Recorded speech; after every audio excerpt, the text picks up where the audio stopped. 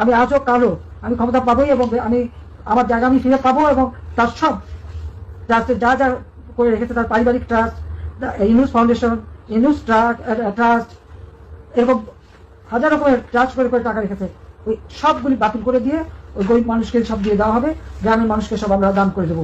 এটাই হচ্ছে মানে আমার প্রতিজ্ঞা। আর আমি যেটা বলি, আমি সেটা আল্লাহ রাব্বুল আলামিন আমাকে সাহায্য করেন এবং সেটা আমি করতে পারি। এটা আমার আমার নিজের সেই আত্মবিশ্বাস আছে এবং সেটা আমরা করবো ইনশাল্লাহ। এটা বেঁচে যখন আছি তখন আমি করবোই। শুনেছেন কাঁঠাল রানীর আস্ফালন? এই কাঁঠাল রানী মাতারি গণখুনি 32 নম্বর জয় বাংলা করেছে, জানিস তো? টুঙ্গিপাড়া জনগণ উড়ে দিবি এয়ারফোর্স দিয়া বোম্বিং কইরা, লিগাল বোম্বিং। 32 নম্বর তো মাটির সাথে মিশানো হয়েছে, আর টুঙ্গিপাড়া গর্ত হবি, গর্ত গর্ত। ওটি পানি জমলে না, ওর মধ্যে মাগুর মাছ চাষ করবো। এই যে মাগুর মাছ ছেড়ে দেবো, ওরে ছেড়ে দেবো, সাঁতার কাটবি আর চিক্কর দিবি, এই কইয়া। বঙ্গবন্ধুর মরে নাই, আমি মরি নাই, বঙ্গবন্ধু মরে নাই, আমি বঙ্গবন্ধু তোরে মার ধরে ঢুকাই দেবো আমি। তো হাসিনা ইনকা হুঙ্কার দেওয়ার সাহস কেমনে পায়? কারণ ইন্ডিয়া প্লাস ওয়াকার আর বিএনপি চুক্তি করেছে হাসিনার দলকে নির্বাচনে আনবি, তারপর এই টার্মে তারা বিরোধী দল বানাবে আওয়ামী লীগকে। বিএনপি তো লেজে গবরে করে ফেলবে প্রথম টার্মেই, তাইলে পরের টার্মে কনফার্ম পাওয়ারে আসবে আওয়ামী লীগ। তারপরে কি করবি সেটা তো কইলই, উই এটা সালসা খাইছে, ইন্ডিয়ান সালসা, এই সালসা খাইয়া হুঙ্কার দিতেছে। বিএনপি নিয়ে কিছু কভার চাই না, ঝাঁপে পড়ে একেবারে আমার উপরে বিএনপির লোকেরা। এইভাবে ঝাঁপে পড়তো আওয়ামী লীগ, হিন্দুত্ববাদী, বাঙ্গু প্রগতিশীল আর বামেরা আমার উপরে। সেদিন বাগে খাইছে, কিন্তু আমি তখনই কইছিলাম বিএনপির মধ্যে একটা প্রগতিশীল বিএনপি আছে, ওই প্রগতিশীল বিএনপি খাবি বিএনপি। তাই হচ্ছে হাসিনা যে জয় বাংলা হয়ে যাবে এটা খুব শিগগিরই হবে, অকস্মাৎ হবে। এটা কে বলছে? বারবার কে বলছে? কে বলছে? এই বান্দা কোনো জ্যোতিষীর অঙ্ক কইসা না, এটা পলিটিক্যাল ইনটিউশন, রাজনীতির গন্ধ বোঝা। বাতাসে আপনি রাজনৈতিক পরিবর্তনের গন্ধ পান। আমরা নিয়ে সেই সময় বিএনপির লোকেরা পর্যন্ত বলতে, আমি সকাল সন্ধ্যা হাসিনারে ফেলাই দিই। হাসিনা যে বারুদের উপরে বসে আছে, যে কোনো সময় যে কোনো স্ফুলিঙ্গের ছোঁয়ায় বিস্ফোরিত হবে, এটা বোঝার জন্য রাজনৈতিক দৃষ্টি লাগে, পলিটিক্যাল উইজডম লাগে। স্ফুলিঙ্গ কখন লাগবে আপনি সেটা বলতে পারেন না, কিন্তু বারুদে আগুন যে লাগবেই সেটা আপনি নিশ্চিতভাবে বলতে পারবেন। সেই ইনটিউশন থেকে, সেই বুঝ থেকে, সেই আক্কেল থেকে আমি মনে করি বিএনপির কোনো রাজনৈতিক ভবিষ্যৎ নাই, যদি না সে নিজের রাজনৈতিক লাইন বদল না আনে। আর স্পষ্ট করে বলি, বিএনপির ভারতমুখী লাইন যদি তারা না ছাড়ে, তাহলে ক্ষমতা আসা তো দূর কি বাত, দলটিকে কিনা দেখেন। অনেকে বলবেন কে আসবে? ভাইজান, কেউ কখনো আসিফ নাহিদদের নাম জানতো জুলাই? জানতেন না। জাতীয় নেতা হইয়া গেল, এখন সেজন্য জিগায়েন না। যদি বিএনপির রাজনৈতিক ভবিষ্যৎ না থাকে তাহলে কে আসবে? নেতা উত্থিত হইতে টাইম লাগে না। 1975-এর 6 নভেম্বর কারো কল্পনাতে ছিল জিয়া আগামীকাল রাষ্ট্রপ্রধান হবে? আগস্ট মাসে 5 তারিখে কেউ জানতো যে প্রফেসর ইউনূস 7 মাসের মধ্যে অতি জনপ্রিয় একজন রাষ্ট্রপ্রধান হবেন বাংলাদেশে? ইতিহাস তার নেতা তৈরি করে, নেতা তৈরি থাকে না। রাজনৈতিক দলও তৈরি থাকে না। সাধারণত দেখা যায় তৈরি রাজনৈতিক দল রাজনৈতিক পরিবর্তনের নেতৃত্ব দিতে পারে না। 24-এর বিপ্লব তার সাক্ষী। যাই হোক, এবার আসেন বিএনপির রাজনৈতিক কৌশল আর তার প্রতিক্রিয়া নিয়ে আলাপ করি। এই যে এত ঘটনা ঘটতে যাইতেছে, তার প্রতিক্রিয়া বিএনপি নেতারা উন্মাদ হয়ে গেছে। উন্মাদ হয়েছে কচু খেতিরা। কচু খেতি কারা জানেন না? কচু খেতিদের আজকে ধর্ম না, পিনাকি যারা সুইসে তারা জয় বাংলা করতে পারে নাই এমন উদাহরণ আছে, কিন্তু বেশি না, অল্প। কচু খেতিদের জয় বাংলা করাটা 1-2 এর ব্যাপার। জয় বাংলা করতে বেশি জিনিস লাগে না, যা লাগে অলরেডি হাতে আছে, টাইম মতো ধর্ম। কচু ক্ষেতের কচু ঢুকায় দেবো একেবারে। কচু খেতে চিনিচ্ছেন না? কচু ক্ষেত আমাদের আয়নাঘর বিশেষজ্ঞ ডিজিএফআই এর অফিস। এই কচু ক্ষেতের কিছু টাকা খাওয়া ফেসবুকার আছে, অনুসন্ধানী সাংবাদিক আছে, ওদের লাগাই দেওয়া হয় ওয়াকারের কেউ কিছু কইলেই, বুঝাও। এই ডিজিএফআই এর ভাড়া খাটা মালগুলারে কচু খেতে বলা হয়। মনে রাখেন, আজ যেহেতু ধরিচ্ছি না, আসেন অন্য আলাপ করি, বিএনপির রাজনীতি আর তার ভবিষ্যৎ নিয়ে আলাপ করি। মঈন সাহেব আমেরিকাতে গেছেন বাংলাদেশ নিয়ে আলাপ করতে। রাগ ঢাক কইরে না, পত্রিকাতে আসিছে, খবর আসিছে। কয়েকদিন আগে মির্জা ফখরুল সাহেব বলছিলেন আমরা ভারতের পক্ষেও না, পাকিস্তানের পক্ষেও না, আবার আমরা আমেরিকার পক্ষেও না, ইংল্যান্ডের পক্ষেও না, আমরা বাংলাদেশের পক্ষে। বুঝলাম। তো এখন আমেরিকার যাইতেছেন কেন বাংলাদেশ নিয়ে আলাপ করতে? মানে আমেরিকার সাথে বাংলাদেশের ভাগ্য নিয়ে আলাপ করতে হবে কেন? পত্রিকায় কইতেছে বাংলাদেশ পরিস্থিতি নিয়ে মার্কিন কর্মকর্তাদের সঙ্গে বৈঠকের জন্য যুক্তরাষ্ট্রের ওয়াশিংটন ডিসিতে অবস্থানরত মঈন খান বলেন। তারপরে কিবা কইছে আর কি, ইংরেজি যেহেতু কইছে ঠিকই কইছে। বাংলাদেশ পরিস্থিতি মানে কি? মানে বাংলাদেশে কি হয়েছে যাতে আমেরিকার সাহায্য লাগবে? এখানে রয়টার্সের ব্যাপারটা বলি, এটা রয়টার্সে ছাপা হয়েছে, বুঝছাও? এটা দেখান এডিটর সাহেব। এটা রয়টার্স দিল্লি, ভালো করে দেখাই দেন এডিটর সাহেব, আসল রয়টার্স না, এটা রয়টার্স দিল্লি। এখান থেকে রুমা পাল বলে একজন ছিল, হাসিনার ফেসিবাদকে সার্ভিস দিয়ে গেছে, এইটা রয়ের মাউথপিস। সে বলতেছে ইংরেজি যেহেতু কইছে তাহলে ঠিকই কইছে, তাই না? কইতেছে an unelected interim government led by Nobel Peace Prize laureate Mohammad Yunus has been running the South Asian country of 173 million since August after deadly student-led protest forced Prime Minister Sheikh Hasina, a long-time India ally, to flee to New Delhi. মানে হইতেছে professor ইউনূসের সরকার unelected, অনির্বাচিত। দেখলেন তো? এইবার শোনেন মির্জা ফখরুল কইতেছে unelected সরকার আর unelected সরকারের শক্তির মধ্যে অনেক পার্থক্য আছে। শুনেছেন কেমনে রয়ের মাউথপিস রয়টার্স দিল্লি আর মির্জা ফখরুলের কথা একই হইয়া যায়, একই জায়গা থেকে আসে জিনিসগুলো। অবাক লাগে না আপনাদের? কিভাবে ইন্ডিয়ার ইনক্লুসিভ ইলেকশন আর ওয়াকারের ইনক্লুসিভ ইলেকশনের কথা একই হইয়া যায়? দেখি চাও তো মির্জা ফখরুল আরো কিছু কথা কইছে, আসেন শুনে দেখি। সে কইতেছে ইলেক্টেড সরকার হলে সেটা শক্তিশালী সরকার হবে, নির্বাচন হলেই জনগণের সমর্থন পাবে, সেই সরকারটার শক্তি আর আনইলেক্টেড সরকারের শক্তির মধ্যে অনেক পার্থক্য আছে। খারান মির্জা ভাই, হাসা লাগবে। আমি না ঘোড়ায় হাসতেছে। শুনেন হাসিটা শুনেন। শুনেছেন আপনার কথা শুনে আজকাল ঘোড়ায় হাসে। নির্বাচিত সরকার হইলে শক্তিশালী সরকার হয়, তাহলে সাত্তার সরকারকে পাঁচায় লাঠি দিয়া খেদায় এরশাদ ক্ষমতা নিল কেমনে? নির্বাচিত সরকার ছিল না, মেলা ভোট পাইছিল। খালেদা জিয়ার প্রথম টার্মে হাসিনার দল 180 দিন হরতাল আর নৈরাজ্য করলো কেমনে? ইলেক্টেড সরকার ছিল না ওই সময় খালেদা জিয়ার সরকার। 111 হইলো কেমনে? কার ক্ষমতায় থাকার টাইমে? বিএনপি ক্ষমতা টাকার টাইমে না? নির্বাচিত সরকার ছিল না, ঠেকাতে পারলেন না কেন? 64 জেলায় বোমা হামলা ঠেকাতে পারলেন না কেন? জিয়া কি ইলেকশনে ক্ষমতা এসেছিল? ওনার সরকার কি দুর্বল ছিল? হ্যাঁ, যখন ইলেকশন করেছে তখনই উনি দুর্বল হয়ে গেছেন। আর রয়টার্সরা বলি, শেখ মুজিব কি ইলেক্টেড প্রেসিডেন্ট ছিল বাংলাদেশের?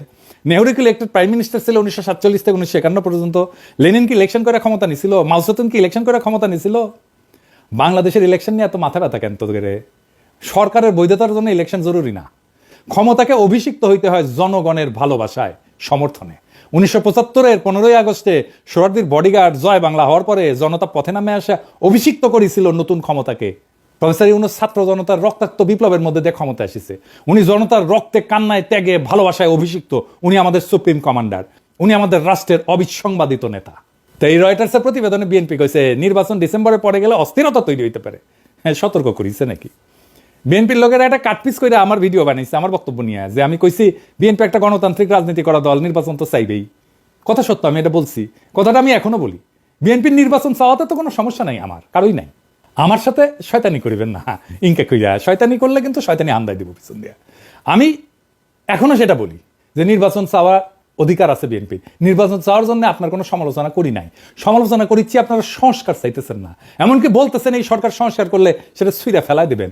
আপনাদের চাওয়া শুধু নির্বাচন নির্বাচন নির্বাচন। বুঝাই বলি, বিএনপির সাথে কেন আমাদের বিরোধ? নির্বাচন নিয়ে। ক্ষমতা খুব আকর্ষণীয় জিনিস, একদম সেক্সের মতো, বুঝছাও? কিন্তু ক্ষমতার সেক্সের মধ্যে মিল কি জানেন? মনের একটা দেওয়ানার বিষয় থাকে দুই ব্যাপারেই।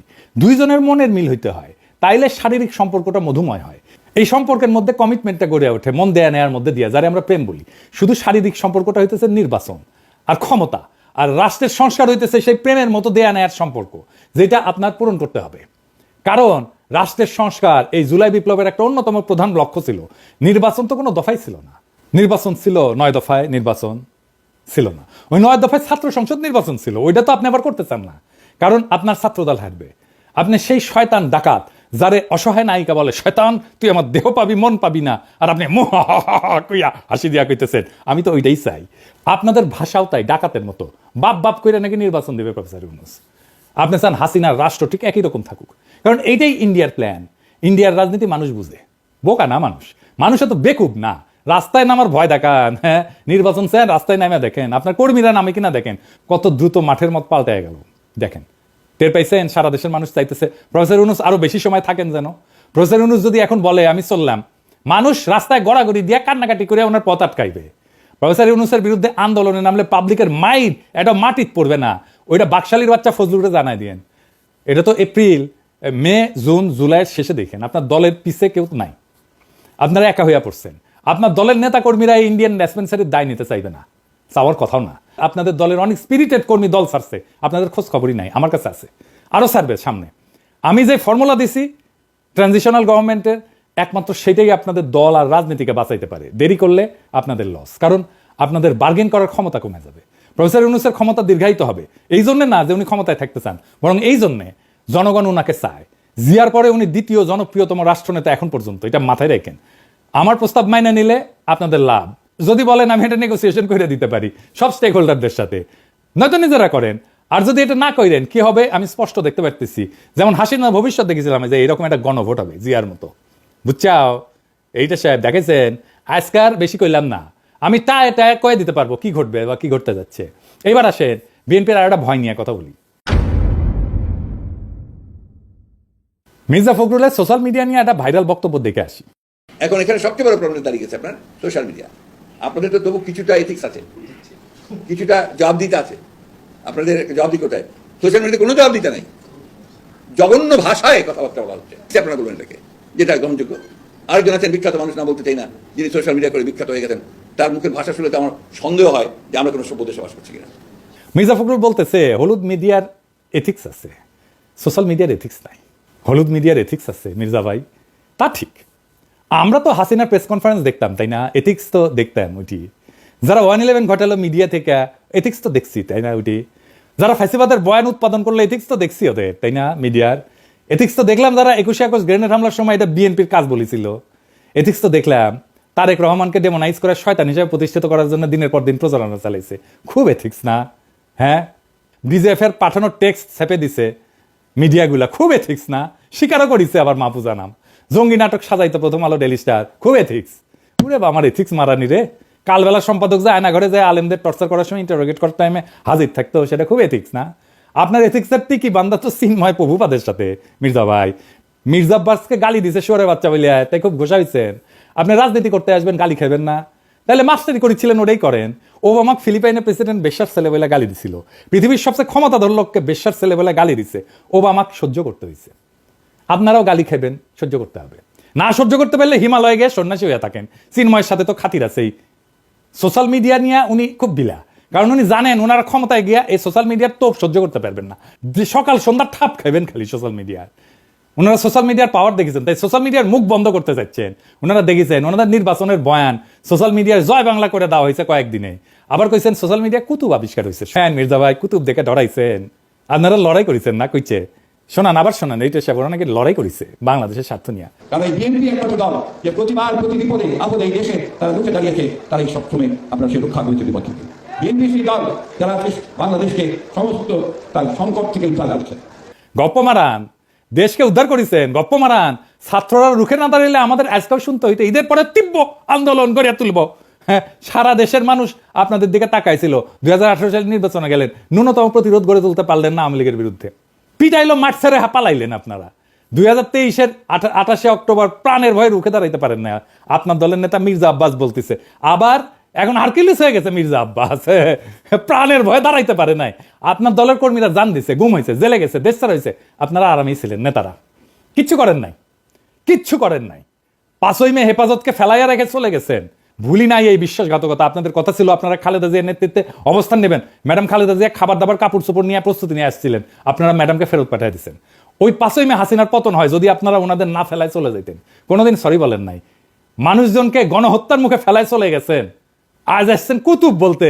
আপনার দলের কর্মীদের আমরা উদ্বুদ্ধ করে রাখছি, দিনের পর দিন বয়ান তৈরি করছি একের পর এক। আপনারা একটা বয়ানও তৈরি করতে পারেন নাই। রাজনৈতিক বুদ্ধিবৃত্তিক সাংস্কৃতিক ফাইট চালাই গেছি দিনের পর দিন, খায়া না খায়া। আপনাদের বক্তৃতায় আমাদের নাম আসছে প্রকাশ্যে, আমার নাম নিয়ে আপনি বক্তৃতা করছেন মির্জা ভাই নিজে হাসিনার আমলে। এখন কুতুব বলেন আমাদেরকে। পরিবর্তন কখনো কারোর জন্য অপেক্ষা করে না, বুঝছাও? সময়ের স্রোতে সবকিছু বদলায়। আপনার মতো যাদের মেরুদণ্ড ভেঙে গেছে ইন্ডিয়ার সামনে দাঁড়ে, তারা সেটা মেনে নিতে পারে না। সমাজ যখন অন্যায়ের বিরুদ্ধে কথা বলা শিখে যায়, তখন পুরানো প্রতিষ্ঠানের ভিত্তি ক্যাপে ওঠে। আপনারও ভিত্তি ক্যাপে উঠছে। সত্যের মুখোমুখি হইতে সাহস লাগে মির্জা ভাই, আর সেই সাহসের অভাবেই মুখ খারাপের অভিযোগ তুলেন আপনারা। যারা বছরের পর বছর জনগণকে শুয়ারের মতো শাসন করে গেছেন, আপনারা তাদের শুয়ারের বাচ্চা বলারা খুবই সত্যি কথা, খুবই ন্যায্য কথা। পরিবর্তন যখন দরজায় করা নাড়ে, তখন যারা বছরের পর বছর সুবিধার গতি আগ্রাইছিল, তাদের আরামায়েশের পৃথিবী কাঁপা ওঠে। তাদের সেই আরামের কুহক ভেঙে যাওয়ার কষ্ট এখন স্পষ্ট হয়েছে। আপনারা অভ্যস্ত ছিলেন মানুষকে মুখ বুঝে সহ্য করতে দেখতে। আপনাদের অন্যায় আর ভণ্ডামির বিরুদ্ধে কেউ কথা বলবে না, মুখ খারাপ করবে না, কিন্তু দুনিয়া বদলায় গেছে। আজকের এই সোশ্যাল মিডিয়ার যুগে প্রত্যেকটা কণ্ঠ স্বাধীন, প্রত্যেকটা প্রতিবাদ জোরালো। এখন আর মানুষ আরামপ্রিয় ভণ্ডদের প্রশংসায় ফুল ছিটায় না, বরং তাদের আসল চেহারা দেখায় দেয়। আপনাদের মিথ্যার দেওয়াল ভেঙে পড়ছে, আরামদায়ক জীবনের স্বপ্নগুলা দুঃস্বপ্নে পরিণত হয়েছে। যাদের সবসময় সম্মানের মুখোশে ঢাকা ছিল মুখ, আজকে তাদেরই মুখোশ খুইলা গেছে একেবারে। সোশ্যাল মিডিয়া সেই আয়না যেখানে জনগণের ক্ষোভ প্রতিফলিত হয়, আর সেই আয়নায় নিজেদের কদর্য চেহারা দেখা আপনারা উন্মাদ হয়ে উঠছেন। আপনারা যে কমফোর্ট জোন বানাইছিলেন সেটা ভেঙে যাওয়ার তীব্র যন্ত্রণায় আপনাদের ঘুম চলে গেছে। মুখ খারাপের দোহাই দিয়া সেই বাস্তবতাকে মুছে ফেলা যায় না মির্জা ভাই। নিজেদের তৈরি আরামের দুনিয়া ধৈসা পড়ছে, কারণ সাধারণ মানুষ আর ভণ্ডামি মেনে নিতে রাজি না। সমাজের মুখ বন্ধ করার দিন শেষ। এখন শুয়োরদের আয়নায় নিজেদের মুখ দেখতে কষ্ট হয় আপনাদের, তাই চিৎকার করে বলেন মুখ খারাপ, মুখ খারাপ। ভুয়া রাজনৈতিক কথাবার্তায় পরিবর্তন আসে না, 70 দশকের মঞ্চ কাঁপানো কথায় পরিবর্তন আসে না। এখন সময় কাজ কইরা দেখানোর, সমাধান দিয়া দেখানোর সময়। আপনাদের সময় আসছে এই পরিবর্তন মাইনা নেওয়ার। ক্ষমতা, দম্ভ আর ভণ্ডামি দিয়ে আর কতদিন টিকবেন? পরিবর্তনের হাওয়া চলমান, রুখে দাঁড়ানোর সাহস যাদের আছে, তাদের কণ্ঠ চিরকাল উচ্চারিত হবে। এই চিৎকার, এই আর্তনাদ, এইটাই সেই ভেঙে যাওয়া দুনিয়ার প্রতিধ্বনি। আর এই প্রতিধ্বনি বলে দিচ্ছে যে পরিবর্তন অবশ্যম্ভাবী। আপনাদের দম্ভের গম্বুজগুলো একে একে ভেঙে পড়বে, আর সেইখান থেকে বেড়ে আসবে এক নতুন বাংলাদেশ, যেখানে সত্য বলার সাহস কেউ কোনোদিন হারাবে না। আপনাদের সামনে সত্য উচ্চারিত হবে মুখ খারাপ দিয়াই। ইনকিলাব জিন্দাবাদ।